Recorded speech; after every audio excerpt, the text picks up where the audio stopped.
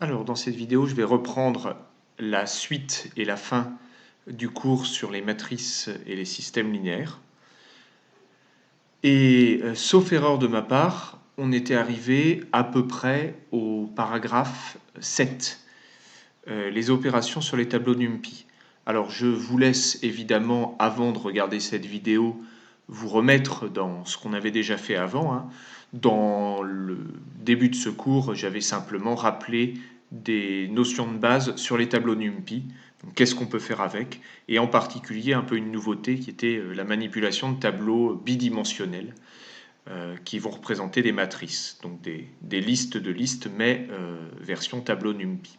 Voilà, donc on avait vu tout ce qu'on pouvait faire dessus. Alors, je vais donc continuer ce cours hein, pour que vous puissiez prendre quelques-unes des remarques que je n'ai pas forcément mis à l'écrit, mais que je ferai peut-être à l'oral. Et puis vous allez voir qu'il y a quelques choses à compléter dans la suite du polycopier, que je vous laisserai faire du coup, parce que c'est important de le chercher. Alors d'abord, avec les tableaux NumPy, on peut faire des opérations usuelles, les additions, les soustractions, multiplication, division. Pour ça, il suffit de multiplier par exemple un nombre par un tableau NumPy, et ça va multiplier chacun des nombres du tableau par le nombre correspondant. D'accord? Et de même, a plus b, par exemple, ça va calculer la somme de chacun des coefficients terme à terme. Voilà. Donc ça, je vous laisse voir comment ça fonctionne, mais c'est finalement exactement comme l'addition matricielle.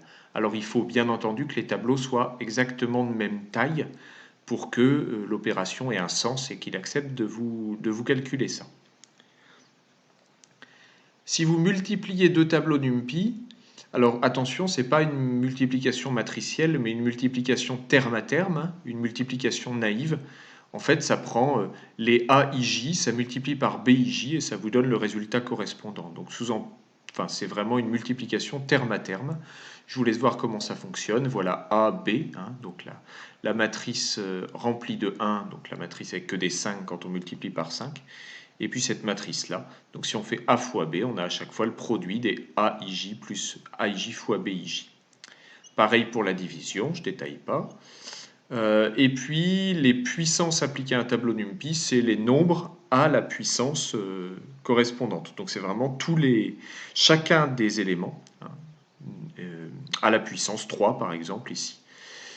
Donc il faut faire attention parce qu'en fait, même si les tableaux NumPy peuvent facilement représenter des matrices, eh bien les opérations usuelles ne sont pas du tout les opérations matricielles. Hein, notamment ça, là, le fois, ce n'est pas le produit matriciel au sens des maths. Et ça, ce n'est pas l'exponentiation matricielle, ce n'est pas la puissance hein, matricielle. C'est uniquement une puissance numérique élément par élément. Voilà.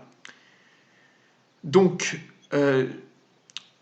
l'avantage, c'est que les tableaux NumPy ne s'arrêtent pas seulement à ces opérations simples, mais on peut appliquer des formules plus compliquées à des tableaux NumPy. On l'avait déjà vu, hein, parce qu'on avait fait ça énormément sur les tableaux à une dimension, ce qu'on appelle plutôt les vecteurs, hein, ou le calcul vectoriel. Mais en réalité, on peut aussi appliquer ça à des tableaux plus compliqués, bidimensionnels. Ça va simplement appliquer la fonction à chacun des nombres du tableau et renvoyer le tableau correspondant. Voilà. Donc c'est ce que je vous ai dit, hein, si vous faites f de a avec f, une fonction vectorielle en NumPy, ça va renvoyer le tableau des f de a0, a1, a2, enfin, bref, de tous les éléments. Voilà, attention, parce qu'il faut évidemment faire appel au module NumPy, hein, c'est np sinus qui s'applique à des tableaux, mat.sinus, elle ne va pas s'appliquer à des tableaux. Voilà, donc ça je passe parce qu'on l'avait déjà vu hein, sur des tableaux unidimensionnels, mais là ça marche pareil. Et alors maintenant, si vous avez besoin de faire du calcul matriciel avec NumPy, comment on fait? Donc là, il y a tout ce qu'il faut, mais pas dans le module NumPy de base. Il faut importer un sous-module, hein, qui est le module d'algèbre linéaire, donc tout ce qui concernera les matrices en général. Voilà, donc il y a pas mal de fonctions utiles, je vais vous en présenter quelques-unes dont on pourra éventuellement se resservir. Même si elles ne sont pas à savoir, hein, si vous avez besoin de ce genre de fonctions, on vous dira clairement qu'elles existent et on vous rappellera leur code. Mais c'est bien de savoir qu'elles existent. Donc le produit matriciel, il est codé, hein, il suffit d'importer le module numpy.linalg pour pour algèbre linéaire. Et la fonction, c'est dot pour point, donc produit matriciel. Par exemple, le produit matriciel de la matrice 1, 2, 3, 4 avec la matrice unité redonne la même chose, parce que quand on multiplie une matrice par la matrice unité, on trouve la même matrice. Voilà, et de façon générale, on peut faire un produit matriciel. Évidemment, il faut respecter les contraintes que donne le cours de mathématiques pour le produit matriciel. On ne peut pas faire le produit de deux matrices qui ont des tailles aléatoires. Donc ça, c'est programmé dans DOT. Il faut faire attention avec ça. Alors le déterminant et la trace, on peut la faire sans problème. Le déterminant pour une matrice 2,2, c'est AD moins BC. Pour une matrice 3,3 ou NN, c'est plus compliqué que ça. Mais en tout cas, on peut la calculer. Donc la fonction, c'est det de matrice A. Et la trace, pour la trace étant la somme des coefficients sur la diagonale de la matrice. Voilà, donc ça existe. On peut calculer le rang d'une matrice aussi, si ça vous intéresse. Bon, c'est plus aléatoire ça parce que c'est bien pour les matrices à coefficients entiers. Par contre, pour les matrices à coefficients flottants, ça peut de temps en temps être un petit peu gênant. Mais bon, c'est juste pour vous dire que ça existe. Matrix underscore rank pour le rang de la matrice. L'inverse d'une matrice, ça vous l'avez vu en maths, c'est assez utile. Ça va nous servir aussi. Donc inv de matrice A, si elle n'est pas inversible, vous avez un message d'erreur. Voilà, sinon ça renvoie ce qu'on appelle A-1 en maths, c'est-à-dire l'inverse de la matrice A. La puissance d'une matrice ou l'exponentiation matricielle, donc ça c'est avec la fonction matrix power, il ne faut surtout pas faire deux points, mais c'est dans le module NumPy. La transposée, voilà, je vais un peu plus vite parce que c'est plus anecdotique, même si ça peut servir en maths notamment. Le produit scalaire, voilà. On peut évidemment calculer un produit scalaire avec dot, parce qu'un produit scalaire, c'est un cas particulier de produit matriciel. Mais si vous voulez vraiment seulement un nombre à la sortie, il faut faire appel à inner qui renvoie vraiment un nombre. Et là, vous voyez, ça peut faire le produit scalaire de ces deux vecteurs, qui sont des vecteurs à deux composantes seulement. Voilà, et puis pour extraire la diagonale du matrice, c'est-à-dire seulement la matrice constituée des coefficients diagonaux, vous pouvez utiliser diag. Voilà. Alors il y a d'autres choses, les éléments propres, ça je ne détaille pas parce que vous ne savez pas encore ce que c'est, mais l'année prochaine, en maths, vous allez voir ce que c'est, ça peut servir également. Voilà, donc là on a fait un petit peu le tour. La conclusion à retenir de tout ce premier paragraphe, c'est que le module NumPy est vraiment fait pour les ingénieurs ou les scientifiques de façon générale, parce qu'il a tout ce qu'il faut pour faire du calcul relativement simple. Au niveau tableau NumPy simple, donc pour appliquer des fonctions à ces tableaux-là, ou bien pour faire vraiment du calcul linéaire avec des produits matriciels, des produits scalaires, et puis de l'algèbre linéaire. Mais ça, c'est plutôt dans un sous-module. En tout cas, il y a tout. Voilà. Alors, dans la suite, je vais m'intéresser à la résolution de systèmes linéaires. Alors, ça se fera en deux parties. Je vais d'abord faire des rappels théoriques qui sont super importants pour vraiment ensuite comprendre le programme et comment il va se passer. Et puis après, il y aura quelques exercices dans lesquels vous allez en fait écrire une méthode informatique qu'on appelle le pivot de Gauss, permettant de résoudre de manière systématique ces systèmes linéaires. Alors, on va commencer avec un exemple, système de 3 équations à 3 inconnus. Le but, c'est de le résoudre. Alors, on va tout de suite voir que résoudre un système linéaire comme ça, c'est en fait inverser une matrice. C'est exactement la même opération. Parce que ce système-là, il peut très bien s'écrire AX égale B. C'est comme ça qu'on écrit un système linéaire matriciel. Où A, c'est en fait la matrice des coefficients, 3, 4, 5 par exemple, 3, 4, moins 5, pardon, 1, 1, moins 1 pour la deuxième ligne, etc. X, c'est le vecteur des inconnus, constitué par 3 inconnus X, Y et Z à déterminer. Et B, c'est la matrice du second membre. Et en fait, résoudre ça formellement, il n'y a rien de plus simple. Puisque si vous avez AX égale B et que A est inversible, il suffit simplement de multiplier à droite et à gauche par A-1, puis on a X égale à moins 1B. Mais ça ne marche que si A est une matrice qui est inversible, ce qui ne sera pas toujours le cas. Alors, quand est-ce que ce sera le cas? On va dire qu'un système linéaire, comme celui-là par exemple, est un système de Cramer, c'est le vocabulaire, hein, s'il existe une solution et une seule à ce système. Autrement dit, un seul triplet x, y, z qui permet de vérifier les trois égalités simultanément. Alors en fait, il y a pas mal d'égalités, d'équivalence, pardon, pour les systèmes dits de Cramer, c'est-à-dire qui n'ont qu'une solution. Et c'est important d'avoir quand même la petite notion de ces équivalences-là. Donc toutes les propriétés suivantes sont parfaitement équivalentes. Le système est de Cramer, la matrice A est inversible, comme on l'a vu au-dessus, hein, il y a une solution et une seule au système, grand X égale A moins 1B. Le système possède une solution unique, voilà, c'est équivalent tout ça. Et il y a deux autres choses un petit peu plus inhabituelles, mais qu'on peut montrer également. Il faut que le rang de la matrice, qui est de taille n, soit égal à n. Et puis, le déterminant de la matrice doit être non nul pour que le système soit de Cramer. Voilà.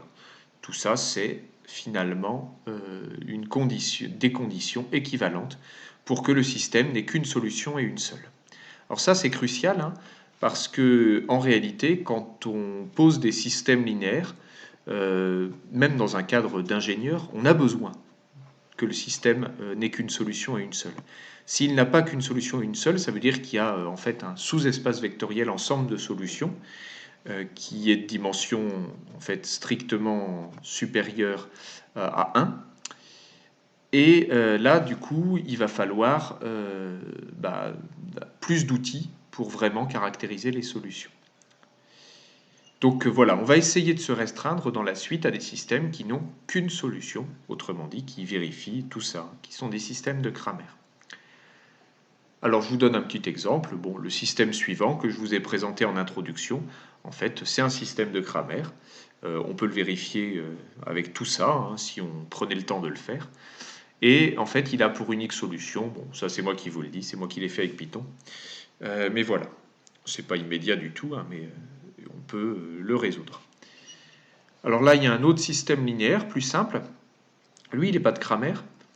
Bon, pourquoi? Parce qu'on a x plus 2y et 2x plus 4y. Donc en fait, les deux lignes ne sont pas linéairement indépendantes. Et en fait, ce qu'on peut montrer, c'est que si vous prenez x et y égale x, c'est-à-dire n'importe quel x avec un y qui est égal à x convient. Donc en fait, on a plein de solutions, hein. En fait, l'espace des solutions est un sous-espace de R2 de dimension 1. Voilà. Et on peut montrer de façon concomitante ou simultanée que cette matrice-là, 1, 2, 2, 4, n'est pas inversible. Elle est de rang 1. Ça, je vous laisse le vérifier si vous l'avez fait en maths. Et puis un autre petit exemple, ce système linéaire-là, en fait, il n'a pas de solution.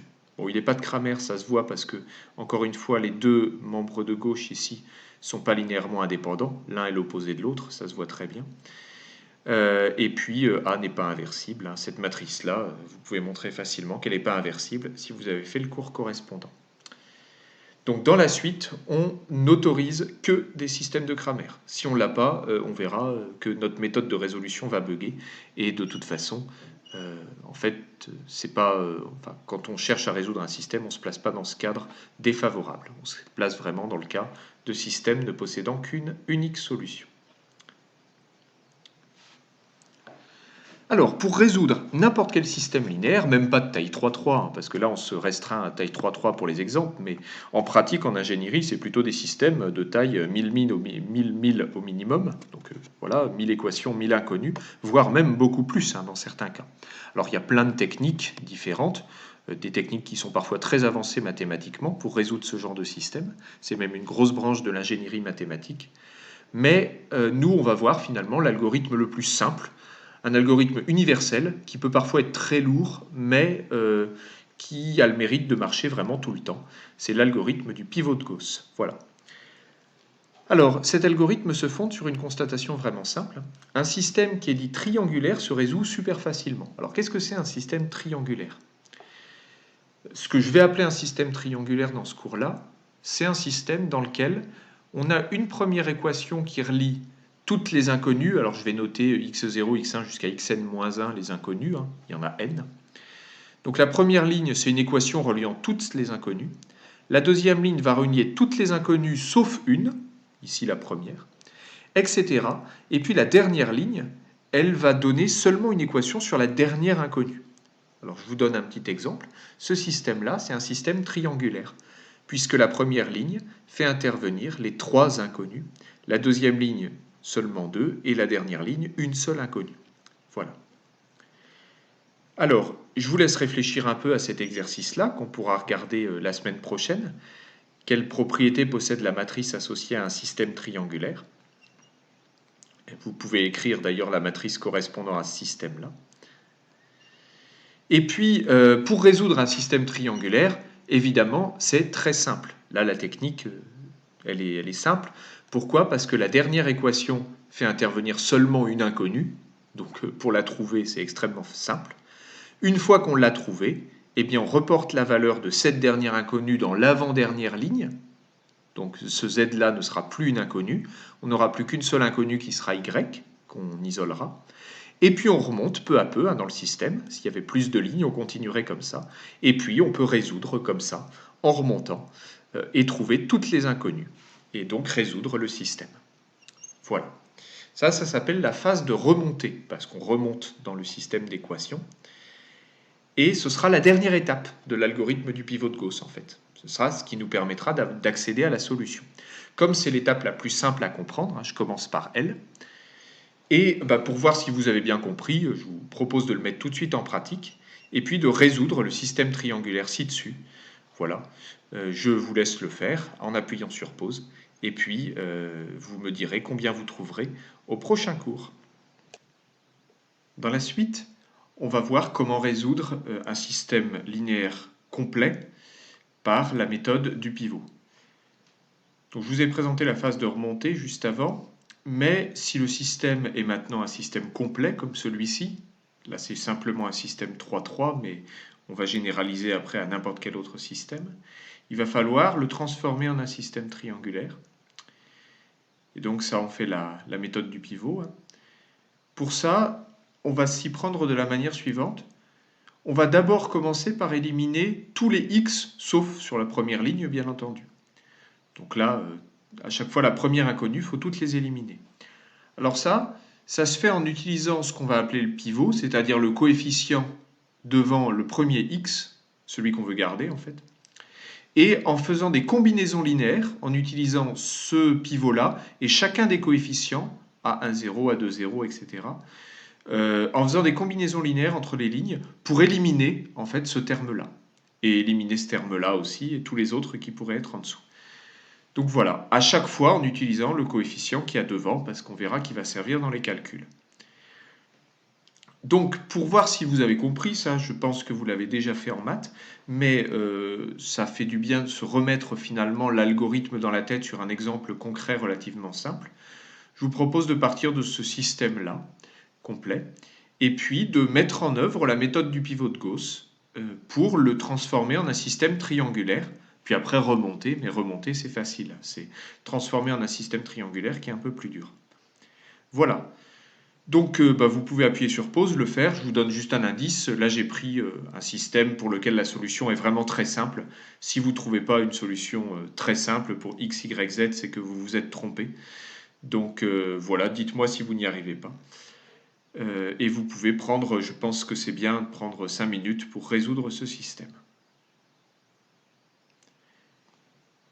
Alors pour résoudre le système que normalement vous avez résolu au brouillon, il faut faire des combinaisons linéaires. Alors celles qui sont le plus naturelles ici, c'est plutôt des choses du style, on remplace la ligne numéro n, par exemple la deuxième, par la ligne numéro n plus un coefficient fois une autre ligne. Vous voyez? Donc voilà, en pratique, nous en informatique, on aimerait bien faire un truc un peu plus systématique. Alors vous allez voir qu'on va plutôt faire des combinaisons linéaires avec une ligne moins une autre ligne sur le pivot. Voilà.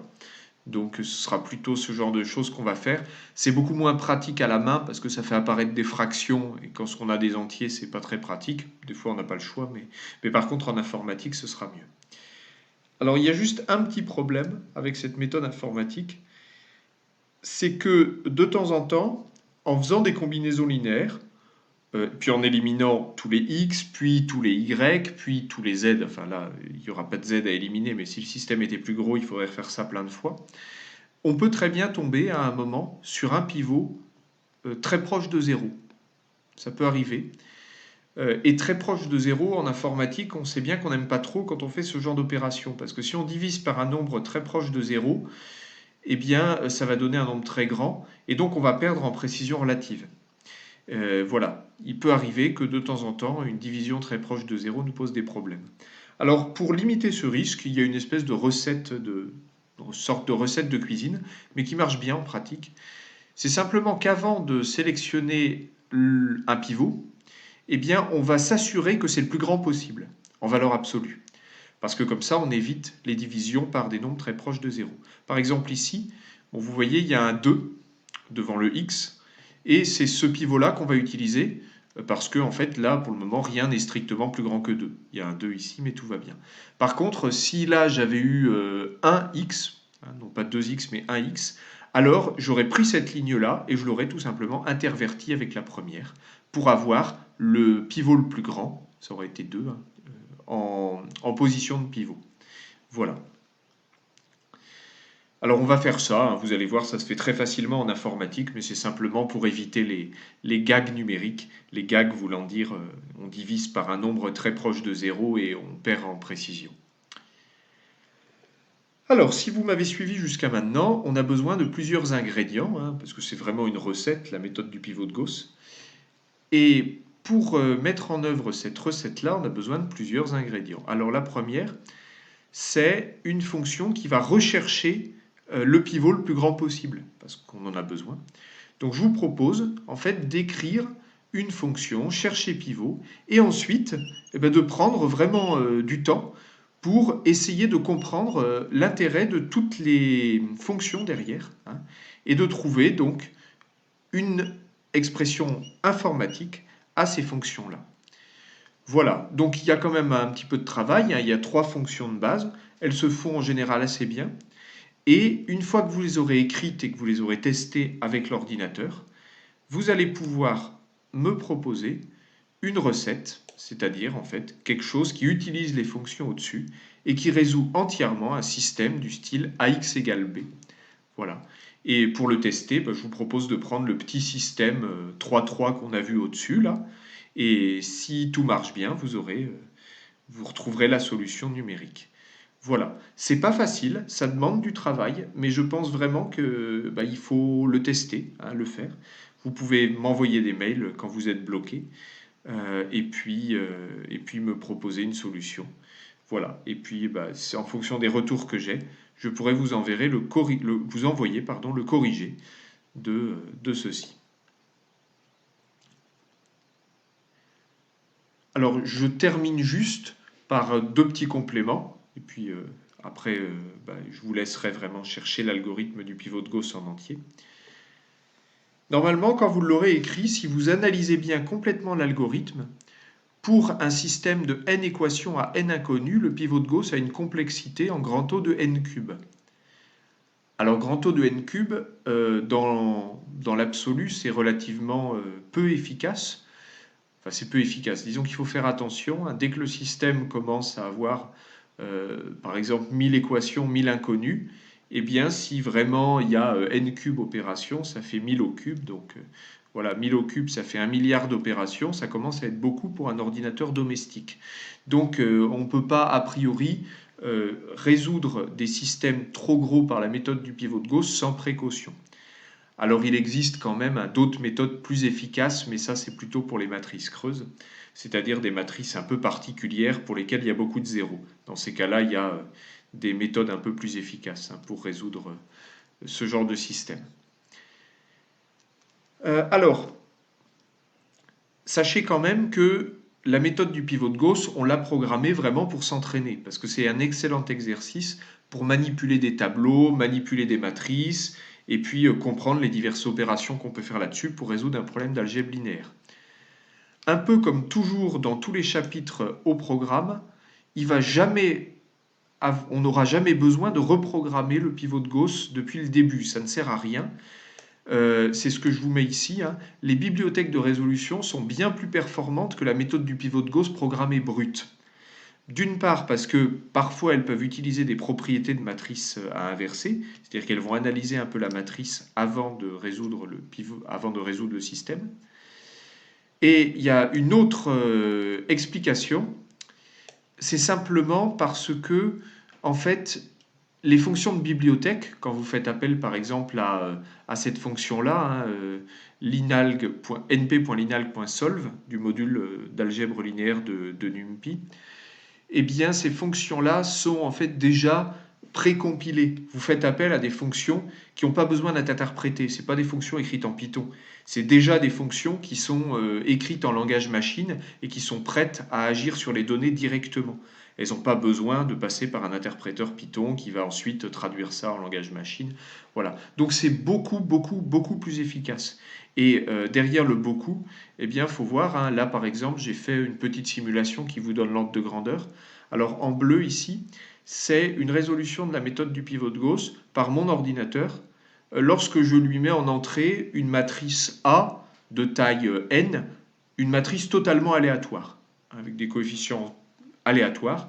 Alors en fait, c'est quasiment sûr qu'elle soit de Cramer dans ce cas-là, et là, il n'y a pas de problème. Mais ce qui est intéressant, c'est le temps qu'elle met à résoudre la méthode du pivot de Gauss, c'est-à-dire à trouver la solution du système de, par exemple, 500 équations, 500 inconnus. Voilà. Alors là, vous voyez, hein, 500 équations, 500 inconnus, j'ai quelque chose du style, eh bien, allez, un peu plus d'une seconde. Voilà, et puis 900, j'arrive à 5 secondes. Par contre, pour un système de même taille, mais fait avec la méthode solve, linalg.solve, eh ben, je vois que c'est pratiquement 20 millisecondes, hein, l'ordre de grandeur, même pour de très gros systèmes. Donc voilà, vraiment, on gagne énormément en taille, on gagne énormément en temps, pardon, lorsque on fait la méthode du pivot de Gauss, mais une méthode adaptée avec linalg.solve. Voilà, je pense que j'ai tout dit sur ce chapitre. Maintenant, essayez vraiment de coder le pivot de Gauss comme vous pouvez.